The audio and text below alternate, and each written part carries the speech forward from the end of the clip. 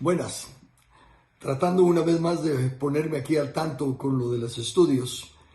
No logro encontrar todavía el funcionamiento en la nueva aplicación de Telegram, pero bueno, poco a poco ya va mejorando. Al menos ya salimos al aire la vez pasada, aunque no supimos cómo grabarlo, pero ya vamos mejorando poco a poco. El tema que estoy tocando, repito una vez más, pienso que hay tantas cosas lindas en el Evangelio. El Señor es tan misericordioso, nos permite hacer tantas cosas en su reino, sanidades, liberaciones, proclamar el Evangelio, hacer tantas cosas bonitas y gloriosas, que llega un momento en que hay tanto que hacer que ya nos perdemos en lo que Dios ha dicho que es necesario. Como mencioné ya en una de las pláticas anteriores, la necesidad de preguntar por las sendas antiguas. Y lo que estoy haciendo ahorita, al estar leyendo los textos donde dice específicamente es necesario que, estoy llegando a la porción donde dice que es necesario que el obispo sea irreprensible como mayordomo de las cosas de Dios. El obispo, como voy a mostrarle ahorita en la Biblia, se refiere en general a todos los que tenemos alguna función en el reino de Dios. A los ancianos, a los pastores, evangelistas, profetas, maestros, apóstoles. Todos encajamos en esa característica de obispo. Es una característica unos requisitos que Dios pone explícitamente cuando dice es necesario que el obispo sea. Doctrinalmente tenemos muchas diferencias y no las vamos a vencer. Tristemente nunca nos vamos a poner de acuerdo porque todos en nuestra individualidad vemos las cosas de diferentes maneras. Pero lo que sí debemos de entender es que en lo que es fundamental tenemos que estar de acuerdo para que Dios nos pueda bendecir. Estaba leyendo mi lectura devocional cuando Dios dice de Abraham, porque yo sé, dice que él va a llegar a ser una gran nación y todo, dice, porque yo sé que él va a ordenar sus hijos y su casa que guarden el camino del Señor haciendo justicia y juicio. Ven, para que vengan sobre Abraham todo lo que Dios ha hablado. En otras palabras, a pesar de que Dios había hecho la promesa, no iba a venir el cumplimiento mientras Abraham no hiciera lo que también Dios estaba diciendo que era necesario. Bueno, así estamos hoy. Como iglesia, iglesias locales, como iglesia universal y como iglesias locales, no estamos haciendo nuestra parte como Dios dice que es necesario, porque es necesario que la iglesia sea gobernada por obispos, por un consejo de obispos. No hay un solo texto en la Biblia que diga que la iglesia es gobernada por un pastor. Y de hecho, la palabra pastor que se usa cuando se habla de obedecer a vuestros pastores, por ejemplo, no es la palabra pastor, sino que es los que tienen la autoridad. Cuando se habla de pastor, como en Efesios 4, esa es otra palabra. De ahí que los que estamos en una congregación, todos somos obispos, todos somos ancianos. Y al trabajar en equipo, entonces en la iglesia local, cada uno en la iglesia local es el que es el responsable por las almas. Y ahí es donde necesitamos entender eso, los niveles de autoridad. Dios le da mayor responsabilidad al que le da mayor autoridad. Y Dios le va a requerir más al que le dio más. Y los pastores de las iglesias locales son los que van a rendir cuenta por las almas de esas ovejas. Así lo dice claramente la Escritura. Entonces es necesario que nos demos cuenta de esos textos. Voy a leerle algunos textos, no todos, pero espero que con esto sea suficiente para aclarar el punto. En Hechos 20:17 dice, enviando pues desde Mileto a Éfeso, hizo llamar a los ancianos de la iglesia. Noten, hizo llamar a los ancianos de la iglesia. Ahora me voy a saltar al versículo 28, donde él ya les está hablando y les dice, por tanto mirad por vosotros y por todo el rebaño en que el Espíritu Santo os ha puesto por obispos para apacentar la iglesia del Señor, la cual él ganó por su propia sangre. Ven, en esta porción de Hechos 20 está clarísimo. Pablo manda llamar a los apóstoles y luego les dice que el Espíritu Santo los ha puesto por obispos. ¿Y qué les dice que hacen? Que apacienten. Esa es una forma de alimentar a las ovejas. Es pastorear a las ovejas en el sentido Correcto, también esa es otra cosa. El concepto que se ha agarrado del pastor y el corazón del pastor y de todo, con todo respeto, lo han llevado al emocionalismo y a las culturas y las tradiciones. Y no se han preocupado de lo más fundamental. Apacentar significa darles de comer. Apacentar significa velar por su salud. Y la forma que velamos por la salud y le damos de comer a la iglesia local es con la palabra. Buscar pasto bueno, doctrina fundamental. No es alcahuetearlas, no es emocionarlas, no es mantenerlas contentas. Es de alimentarlas con verdadera comida. Y Jesús dijo, mi carne es verdadera comida, mi sangre es verdadera bebida. Tenemos que volver a lo necesario. Entonces aquí los ancianos y los obispos son las mismas personas, tienen la función de apacentar a la iglesia y es el Espíritu Santo el que lo ha decidido así. Me voy ahora a 1 Timoteo capítulo 5 versículo 17 y dice: los ancianos que gobiernan bien sean tenidos por dignos de doble honor, mayormente los que trabajan en predicar y enseñar. Note eso, los ancianos gobiernan y trabajan en predicar y en enseñar. Es una pluralidad. Y esa es la función de los ancianos. Y eso es lo que tenemos que hacer nosotros ahora. Sigo, porque quiero cubrir lo más que pueda. Primera de Pedro 5, del 1 al 4. Ruego a los ancianos que están entre vosotros, yo anciano también con ellos. Pedro no está hablando de edad. Está hablando de los ancianos que están gobernando la iglesia. Y él dice, yo anciano también con ellos y testigo de los padecimientos de Cristo, que soy también participante de la gloria que será revelada.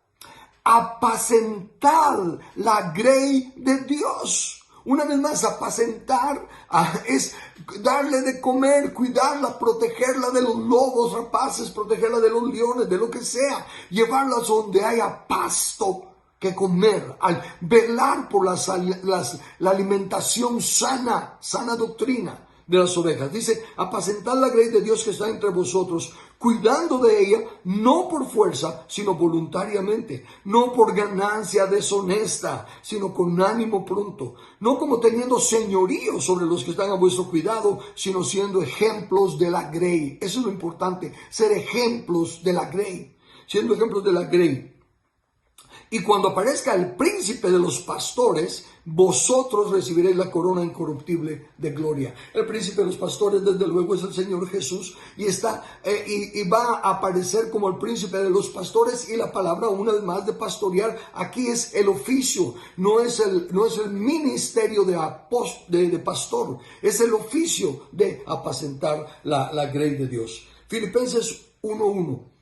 Pablo y Timoteo, siervos de Jesucristo, a todos los santos en Cristo Jesús que están en Filipos, con los obispos y diáconos. Usted sabe que desde el principio, cuando estaban solo los apóstoles, se nombró a diáconos para que se encargaran de las mesas. Las mesas no significa dar de comer, no significa comida nada más. Las mesas se refiere a todo lo que es la obra administrativa. Los impuestos se cobraban en las mesas y todo lo que es administrativo era lo que estos diáconos hacían. Pero luego fueron los ancianos y los diáconos.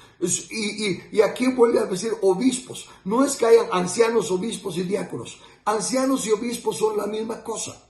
Sigue siendo ancianos u obispos y diáconos los que están aquí. En el capítulo 15 de Hechos, miren esto es interesante, cáptelo por favor, porque aquí quiero ahora hablarle a los que tenemos, me incluyo, algún don ministerial de Efesios, apóstol, profeta, evangelista, pastor y maestro, para que nos demos cuenta de cómo era el orden en la iglesia. Recuérdense que déjenme leer los textos y que os expliquen. Hechos capítulo 15, versículo 6. Y se reunieron los apóstoles y los ancianos para conocer de este asunto. ¿Cuál es este asunto?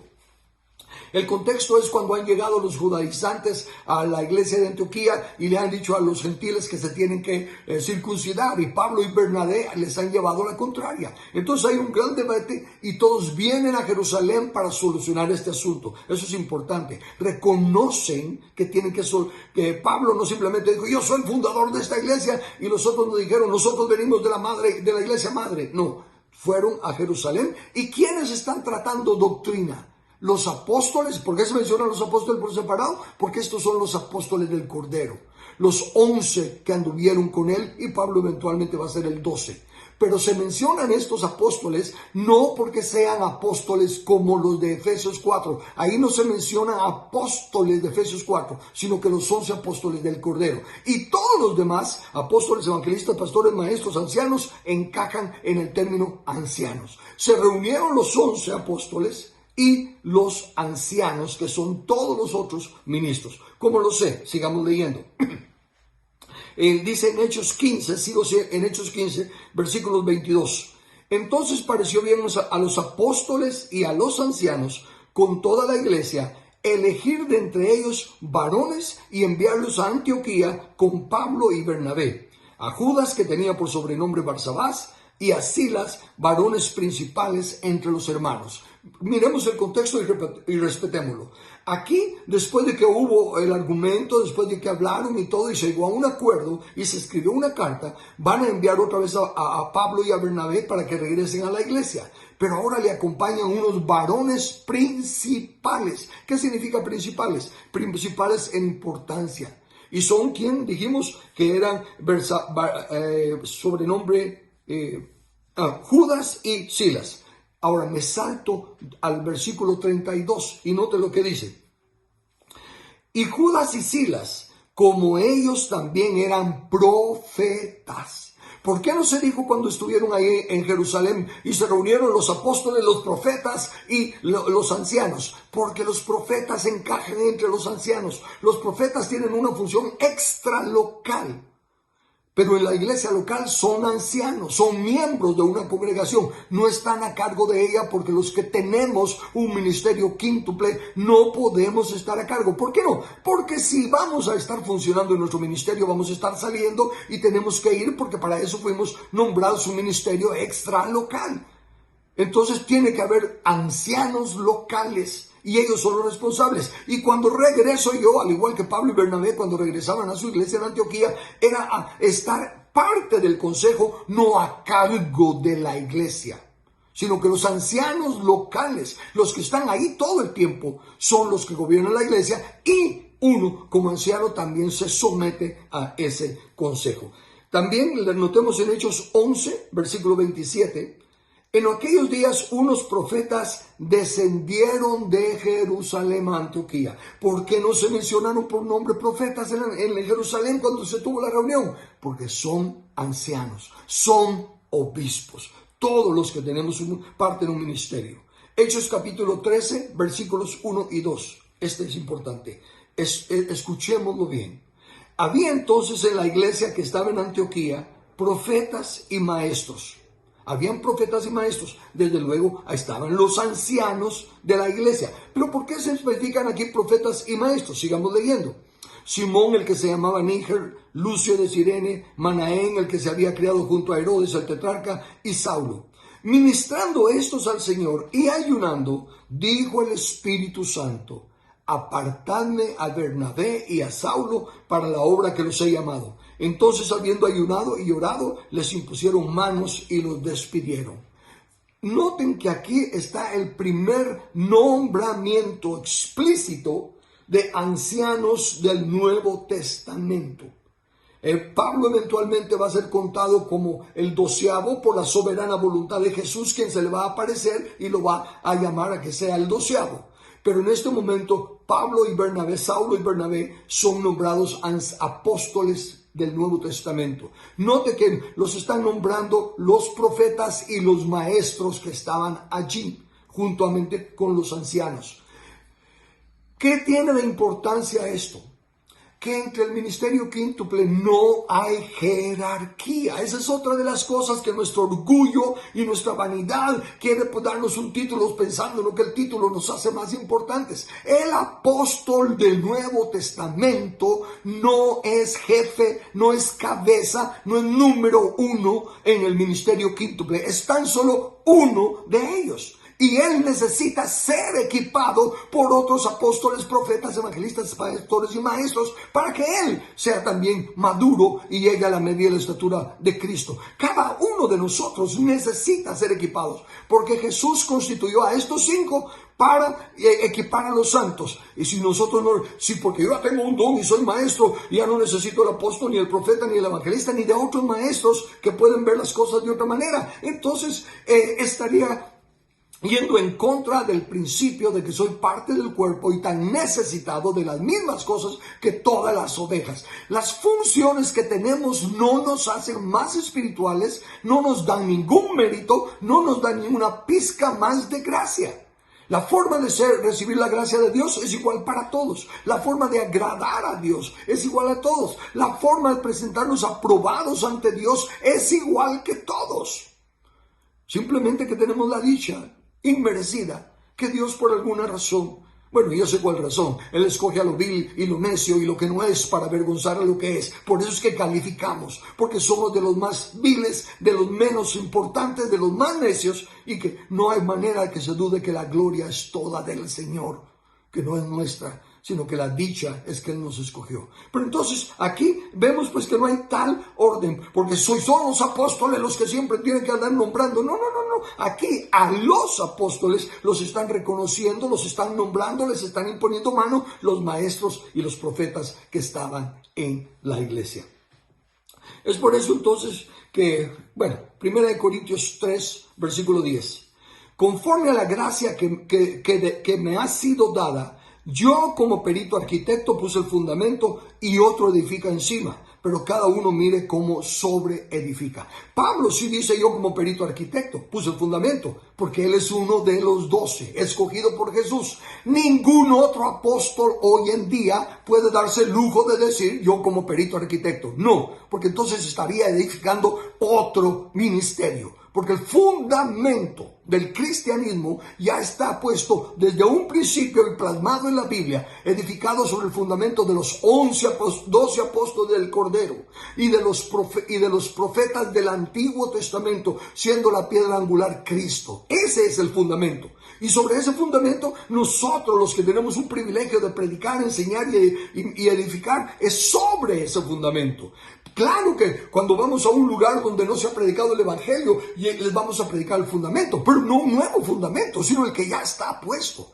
Entonces los apóstoles hoy en día están al mismo nivel. No hay jerarquía, no es el apóstol el más importante. No. Esas son las carnalidades por las que no logramos funcionar como la iglesia de Cristo que está en la Biblia. Todos dicen: volvamos a la iglesia de los hechos. ¿Y a qué se refieren? Señales y prodigios. Esa no es la iglesia de los hechos. La iglesia de los hechos es la sana doctrina. Las señales y prodigios no son doctrina fundamental. Nadie se va a perder porque no hizo señales y prodigios. Y nadie va a ganar más méritos porque hizo señales y prodigios. De hecho, es a los que Jesús les dice: nunca os conocí, apartados de mí. Entonces entendamos, por la misericordia que Dios nos ha extendido y por gratitud a Él, iglesia, ministros, trabajemos en que venga su reino, que sea hecha su voluntad aquí en la tierra como es hecha en el cielo. Dejemos de estar haciendo las cosas para sobresalir. Transformemos nuestra nación, porque nosotros somos la luz del mundo. Y claramente Pablo dice que es a través, por medio de la iglesia, que tenemos que enseñarles a los gobernantes los principios de la palabra de Dios. Entonces, de esta manera, lo que estoy tratando de presentar entonces aquí es: olvidémonos de nuestras diferencias. Las tenemos. En lo que no debemos de poder tener diferencias es lo fundamental. En lo que la Biblia explícitamente dice, pongámonos de acuerdo con la Biblia.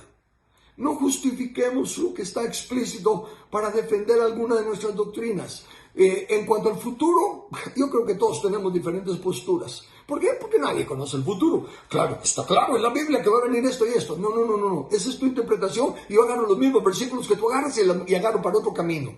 ¿Por qué? Porque en cuanto a lo del futuro, por mucho que estudiemos, por mucho que queramos, seguirá siendo siempre una especulación, una perspectiva, considerar bueno debido a esto y debido a esto, entonces tal vez vamos por acá, así como se hace por las tendencias y todo. Pero certeza del futuro ninguno de nosotros tiene. Y por eso es que, se recuerda el consejo que me dio el doctor Samuel Berberian cuando me dijo: Carlos, mira, la Biblia dice cosas explícitas. Hay que obedecer lo explícito, y eso es lo que le estoy pidiendo. No le estoy diciendo que crea mis visiones, no le estoy diciendo que crea mis revelaciones, no le estoy diciendo que yo vi algo que nadie ha visto, porque si yo miro algo que nadie ha visto, ay de mí, Dios me guarde, porque la profecía no es de interpretación privada. Yo no puedo tener una visión que nadie más tenga. Si estoy viendo algo, si el Señor me muestra algo, tiene que ser corroborado 100% con lo explícito de la palabra. Y cuando lo lean otros, tienen que decir: sí es cierto. O decir: no lo acepto. Pero no negarlo. Ahora sí dice: no, hombre, Carlos, estás agarrando un texto fuera de contexto, se te olvidó esto y lo otro. ¡Pum! Y ahí se viene abajo mi visión. Entonces, no estoy hablando de eso, estoy hablando de lo explícito. Lo explícito en la Biblia. Y ustedes corrobórenlo otra vez. La iglesia no es gobernada por un pastor, ni por un apóstol, mucho menos por un apóstol. Entendamos, amados hermanos, ustedes apóstoles, ustedes profetas, ustedes evangelistas, ustedes pastor y ustedes maestros. Nosotros no somos llamados a gobernar, a dirigir nuestra congregación local. ¿Por qué? Porque si somos usados por el Señor, vamos a estar saliendo. Y cuando nos vamos, ¿quién cuida las ovejas? Dejamos al asistente, No, nosotros no tenemos asistentes. Nosotros no tenemos asistentes. Y nosotros somos parte de un consejo. Y cuando nos vamos, por la gracia de Dios, se queda el resto del consejo. Y las ovejas están siendo pastoreadas, están siendo, alimentadas. Están siendo cuidadas. Y cuando regresamos, se gozan de que nosotros regresamos, y nosotros nos gozamos de estar de regreso en casa. Les contamos por lo que por la misericordia de Dios pudimos hacer cuando viajamos, y luego nos sometemos al consejo. Ven, cuando en un ministerio que yo estaba antes, que no querían aceptar ese concepto de que nosotros, los que éramos del Consejo Internacional, precisamente por tener dones ministeriales, que el Consejo de Apóstoles, Profetas, Evangelistas, Pastores y Maestros era nuestra cobertura. Yo les decía: no, ustedes no pueden ser mi cobertura, porque están unos en Miami, otros en Ecuador, otros en Brasil. ¿Cómo me van a cubrir así? ¿Cómo van a saber cómo estoy tratando a mi esposa? ¿Cómo van a saber cómo están mis hijos? ¿Cómo van a saber cómo van mis finanzas? ¿Cómo van a poder corregirme si estoy equivocado? Es el consejo de la iglesia local, el que me conoce todos los días, el que conoce mis debilidades, conoce mis fortalezas, conoce cómo está mi casa, cómo están mis hijos. Eso. Y esos ancianos, obispos de la iglesia local, son a los que Dios les va a pedir cuenta por las almas de las ovejas. No, a mí no me va a pedir cuenta por las almas de las ovejas en Ecuador, en Brasil, en Estados Unidos, a todos los diferentes lugares que por su misericordia el Señor me ha llevado a enseñar. Me va a pedir cuenta de las iglesias de las ovejas de esta iglesia local en la que yo soy parte de los obispos, en la que yo soy parte de los ancianos. Y eso es lo que tenemos que volver a ese orden, para que Dios tenga la libertad, por así decirlo, por su justicia, de derramar sobre nosotros todos los dones y las bendiciones que Él quiere en esencia. No en señales y prodigios. Las señales y prodigios ha habido, habrán y seguirán habiendo. Al igual que los pobres, siempre los tendréis con vosotros, y toda la obra social que estéis haciendo siempre seguirá. Pero la madurez de la perfección, a la medida de la estatura del varón perfecto que es Cristo Jesús, viene solo en la obediencia a lo explícito de la palabra de Dios. Ella es la que nos transforma, ella es la que nos acerca a Él. Necesitamos la estructura correcta. Necesitamos que la iglesia sea alimentada, pastoreada, apacentada por un consejo de obispos. Y es necesario entonces que el obispo sea irreprensible como administrador de las cosas de Dios. El próximo martes comenzamos a ver cuáles son esas cosas que Dios dice que son atributos mínimos para los que anhelan obispado. Porque el que anhela obispado, buena obra desea, pero es necesario que el obispo sea. Entonces, la semana entrante empezamos a ver esas cosas que son necesarias que el obispo sea.